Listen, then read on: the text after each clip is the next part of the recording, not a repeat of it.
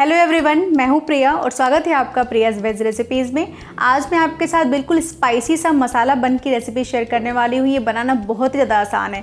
बिल्कुल जो नॉर्मल सा पाव हम बनाते हैं ना, वैसे ही रेसिपी है, बट इसको हम मसाले के साथ बनाएंगे। जो इंडियन मसाले होते हैं उनके साथ बनाएंगे तो ये बहुत ज़्यादा यम्मी लगेगी।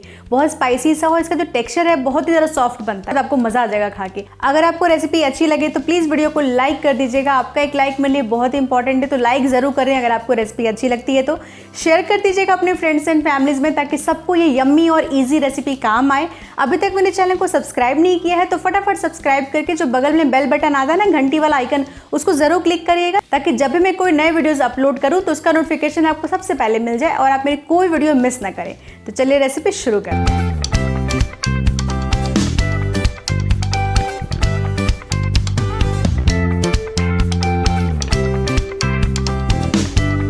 मसाला पाव बनाने के लिए मैंने लिया यहाँ पे एक मिक्सिंग बोल। इसमें डाल रही हूँ मैं हाफ कप और 1 टेबल स्पून हल्का गर्म पानी। गुनगुना पानी से थोड़ा सा ज़्यादा गर्म पानी है। इतना गर्म है कि अगर मैं उंगली इसमें डालूँ तो ये गर्माहट मैं सह लूँगी। इतना ही गर्म चाहिए, ज़्यादा गर्म पानी भूल के भी मत लीजिएगा वरना आपका ईस्ट ख़राब हो जाएगा।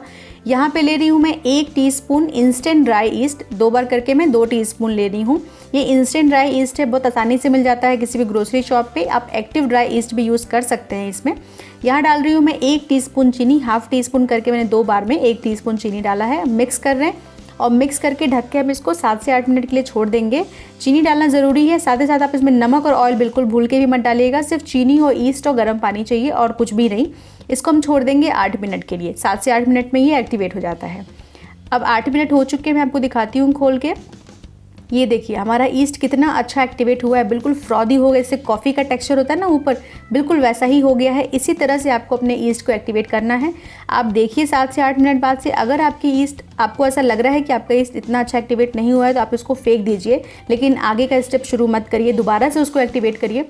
ऐसा जब हो जाए तभी आप उसमें मैदा डालिए। तो अभी मैं यहाँ डाल रही हूँ 2 कप मैदा और 2 कप मैदे के साथ बना रही हूँ मैं, और 1 टीस्पून डाल रही हूँ मैं नमक और 1 टेबल स्पून डाल रही हूँ मैं ऑयल। आप ऑलिव ऑयल भी ले सकते हैं।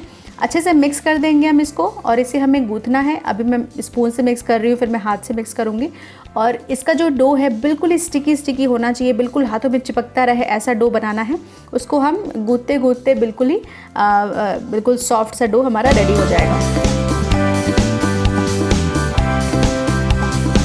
तो थोड़ा सा मैं पानी डाल रही हूँ, थोड़ा थोड़ा करके स्टिकी सा डो बना लेंगे। उसके बाद हम किचन प्लेटफॉर्म पे ही निकाल लेंगे इस आटे को गूँथने के लिए। आप चाहें तो चॉपिंग बोर्ड या चकले पे भी गूँथ सकते हैं। तो इसके ऊपर मैं डाल रही हूँ ये सूखा मैदा और इस पर हम इसको गूँथेंगे। और ये देखिए कितना स्टिकी है। ऐसा ही आपको डो पहले तैयार कर लेना है, पानी थोड़ा थोड़ा डाल के। उसके बाद से आप इसको गूँथना शुरू करिए।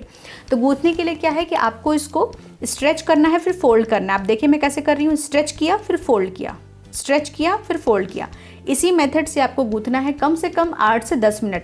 8 से 10 मिनट आप इसको गूँथना ही है आपको। अगर आपने इससे कम गूँथा तो आपका जो पाव या ब्रेड जो भी आप बना रहे हैं वो अच्छा नहीं बनेगा। तो यहाँ पे पूरी हाथों की कसरत है और आपको इसको अच्छे से गूँथना है। और देख सकते हैं आप कितना स्टिकी है अभी भी। और ये गूँथते गूँथते 10 मिनट में बिल्कुल ही नॉन स्टिकी डो रेडी हो जाएगा और बिल्कुल पिलो सॉफ्ट आपका डो रेडी होगा। ये जो पहले मैंने ईस्ट को एक्टिवेट किया वो बहुत ही इंपॉर्टेंट स्टेप था, और यहाँ पे जो आटे गूँथने का जो काम कर रहे हैं ये सेकंड मोस्ट इंपॉर्टेंट स्टेप है। तो इसको स्किप नहीं करिएगा। ये नहीं कि जल्दी जल्दी गूँथ के रख दिया।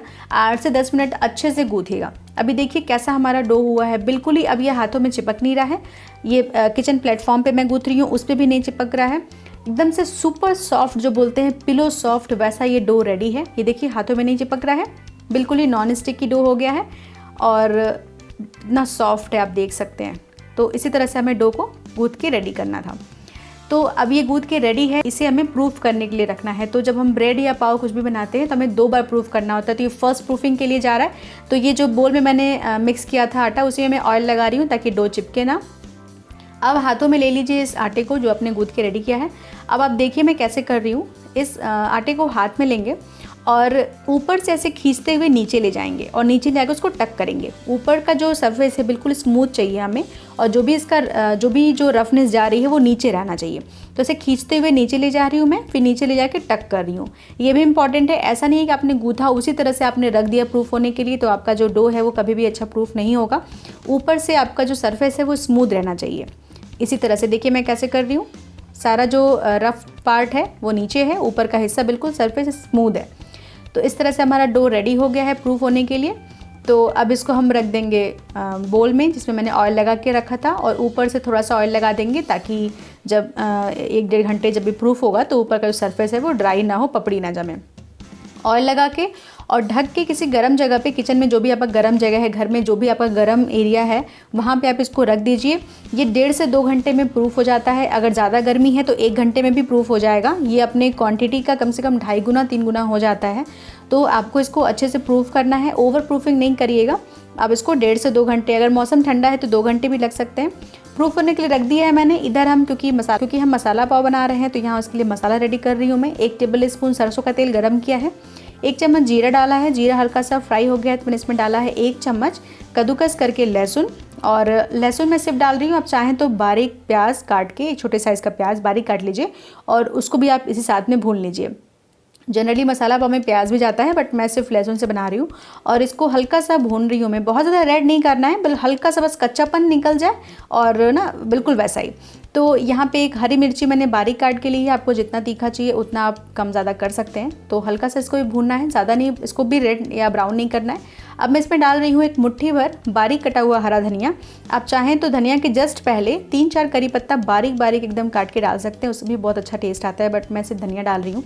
आधा चम्मच हल्दी डाला है मैंने, आधा चम्मच कश्मीरी लाल मिर्च पाउडर और 1 चम्मच के करीब है ये नमक। नमक हमने आटा गूंथते वक्त भी नमक डाला है। मसाला ये जल न जाए इसके लिए मैंने 1 चम्मच इसमें डाल दिया है पानी, और पानी डालने से क्या होगा कि मसाला जलेगा नहीं, अच्छे से भुन जाएगा। अब क्योंकि ये इंडियन मसाला पाव है तो इसमें मैंने डाला है गरम मसाला आधा चम्मच। गरम मसाला डालना इसलिए ज़रूरी है क्योंकि अगर इंडियन मसाले डाल रहे हैं तो गरम मसाला डालना तो मस्ट है। वो ठंडा करने के लिए रख दिया है मैंने। जब तक वो ठंडा हो रहा है तब तक आपको दिखाती हूँ कैसा हमारा डो प्रूफ होकर रेडी हो गया है। ये करीब 1 घंटे 20 मिनट में रेडी हो गया है, मैं आपको दिखा रही हूँ। और कितना अच्छा ये प्रूफ हुआ, आप देख सकते हैं डो के बोल के साइड से कितनी मस्त जाली बनी है और इतना ज़्यादा प्रूफ हो गया था कि पूरा ढक्कन पे आके चिपक गया है। तो अब हम इसको ऐसे इकट्ठा कर लेंगे और अब इसमें हम सारे मसालों को और बटर को डाल देंगे। तो 1 टेबल स्पून यहाँ मैंने सॉफ्ट बटर डाला है, आप ऑयल डाल सकते हैं बट बटर से बहुत अच्छा टेस्ट आता है। और ये मसाले ठंडे हो गए हैं तो मैं इसमें डाल दूँगी मसाले, और ये मसाले एकदम ठंडे हो जाएँ तो ही आप इस आटे में डालिए। अब इसको मिक्स करना है, अच्छे से मिक्स करना है, लेकिन ये बोल में मिक्स नहीं हो पाएगा तो वापस से मैं ये किचन प्लेटफॉर्म पे ही रख के इसको मिक्स करूँगी। अब क्योंकि ये डो एक बार प्रूफ हो चुका है तो दोबारा आप इसको जब मिक्स कर रहे हैं तो ज़्यादा गूँथिएगा नहीं तो आपका डो अच्छा नहीं बनेगा, मतलब जो पाव है वो सॉफ्ट नहीं बनेगा। तो बस इतना मिक्स करना है कि आपका जो सारा मसाला बटर है वो आटे में अच्छे से मिक्स हो जाए, बस इतना ही, ओवर नीडिंग नहीं करिएगा। तो ये देखिए मिक्स होके बिल्कुल हमारा डो रेडी है। अब इसके हमें बॉल्स बनाने हैं। अब सेकंड प्रूफिंग के लिए जाएगा तो इसके लिए मैंने यहाँ पे जो 2 बर्तन में ऑयल अच्छे से ग्रीस कर लिया है ताकि हमारा जो बॉल है जब इसमें बेक हो तो चिपके ना। अब इस आटे को हम कट कर लेंगे 1 बराबर साइज़ के बॉल्स में। तो 2 बर्तन में बना रही हूँ, 1 बर्तन में रखूँगी कढ़ाई में, 1 बर्तन रखूँगी मैं ओवन में। तो दोनों तरह से मैं आपको बेक करना दिखा रही हूँ। तो इसको हम 4 टुकड़ों में कट कर रहे हैं, 1 बर्तन में 4 आसानी से आ जाएंगे। तो इसके बॉल्स बनाने हैं। ये देखिए बॉल्स भी कैसे बना रही हूँ, जैसे मैं पहले आपको दिखा रही थी कि जब फर्स्ट प्रूफिंग के लिए हमारा डो जा रहा था, बिल्कुल वैसे ही ऊपर से ऐसे चिकना करते हुए नीचे टक कर देना है। इसी तरह से आपको बॉल्स बनाने हैं। ऊपर बिल्कुल भी क्रैक नहीं चाहिए, जो ऊपर का जो सरफेस है ना उस पर क्रैक बिल्कुल नहीं चाहिए। ये देखिए अब मैं बर्तन में थोड़ा सा जगह छोड़ते हुए रखूँगी क्योंकि जब सेकेंड प्रूफिंग के लिए जाएगा ना तो ये पूरा जगह कवर कर लेगा। तो सारे बॉल्स बना लिए हैं मैंने, और ये देखिए थोड़ा थोड़ा जगह छोड़ते हुए अब इसको हम रख देंगे सेकंड प्रूफिंग के लिए। एक बार प्रूफिंग हो चुकी है मेरे डो की, मसाले डालने के बाद, बॉल बनाने के बाद दूसरी प्रूफिंग के लिए जा रही है ये। तो इसको हम सेकंड प्रूफिंग के लिए रखेंगे ढक के करीब आधे घंटे के लिए। 20 मिनट से आधे घंटे में प्रूफ हो जाता है, लेकिन अगर आपको ऐसा लग रहा है कि थोड़ा भी और ये प्रूफ हो सकता था तो 40 मिनट के लिए रख दीजिए। सेकेंड टाइम जब हम प्रूफ करने के लिए रख रहे हैं तो ज़्यादा आप टाइम ना रखिए उसको, 40 मिनट मैक्सिमम टाइम है। ये देखिए आधे घंटे बाद देखिए बहुत अच्छे से प्रूफ हो गया है ये। तो मेरा ये आधे घंटे में प्रूफ हो गया है, आप चाहें तो 40 मिनट तक भी रख सकते हैं। तो अब हम जो कढ़ाई में बेक करने वाले हैं उसके नीचे देखिए मैंने रख दिया है सॉल्ट, उसके ऊपर है स्टैंड, और इसको ढक के और रख देंगे हम मीडियम फ्लेम पे 10 मिनट के लिए गर्म होने के लिए। तो मतलब वो जो प्री हीटिंग का जो प्रोसेस है वो मैं कर रही हूँ। अब जो मेरा पाव प्रूफ हो गया है इसके ऊपर मैं लगा रही हूँ दूध। ये जो है इसको मिल्क वॉश बोलते हैं, मिल्क वॉश बहुत ज़रूरी, जिससे कलर बहुत अच्छा आता है। यहाँ मैंने ओवन को भी बेक मोड पे रख के 180 डिग्री सेल्सियस पे 10 मिनट के लिए प्री हीट कर लिया था। तो ये प्री हीट होके रेडी है। अब इसमें हम रख देंगे हमारा पाव बेक होने के लिए।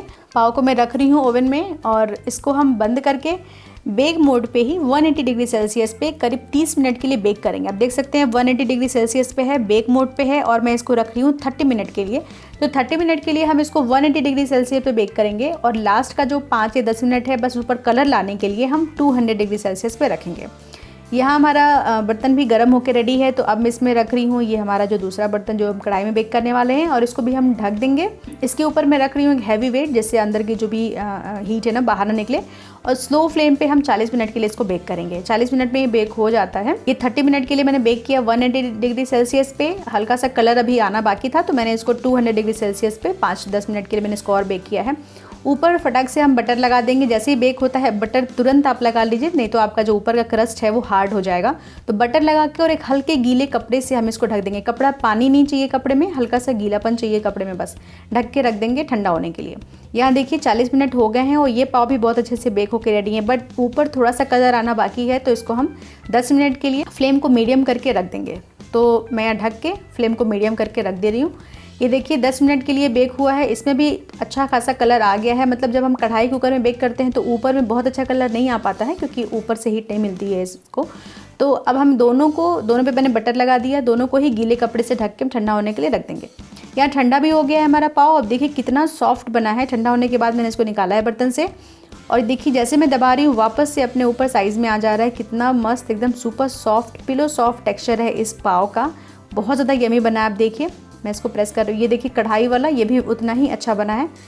ये देखिए नीचे से भी अच्छा कलर आया है और ऊपर से भी बहुत अच्छा बना है। इसमें बस ऊपर थोड़ा सा कलर उतना नहीं आ पाता है, लेकिन बनते बहुत मस्त ये भी हैं। और देखिए मैं आपको तोड़ के दिखा रही हूँ कितना अंदर से सॉफ्ट बना है, बिल्कुल सॉफ्ट, सुपर सॉफ्ट है टेक्सचर। बहुत मज़ा आ जाएगा आपको ये खा के पाव। ये पाव आप बस इसमें सारे मसाले ऑलरेडी हैं, बस हल्का सा बटर लगा के ऊपर से सेक लीजिए और चाय के साथ सर्व कीजिए, आपको बिल्कुल मज़ा आ जाएगा। बहुत ज़्यादा यमी बनता है। ये देखिए ये कढ़ाई वाला है, इसको मैं आपको तोड़ के दिखा रही हूँ, उतना ही सॉफ्ट है। ये हमारे मसाला पाव बिल्कुल तैयार हैं। ये बहुत अच्छे बनते हैं। आप इसको अपने घर में ज़रूर ट्राई करिए। ये आपके पास अगर ओवन है तो ओवन वाला बनाइए, नहीं ओवन है तो कढ़ाई या कुकर में बनाइए, दोनों ही बहुत अच्छे बनते हैं। आप इसको अपने घर में ज़रूर ट्राई करिए। मुझे पूरा यकीन है आपको ये मसाला पाव बहुत ही ज़्यादा पसंद आएंगे।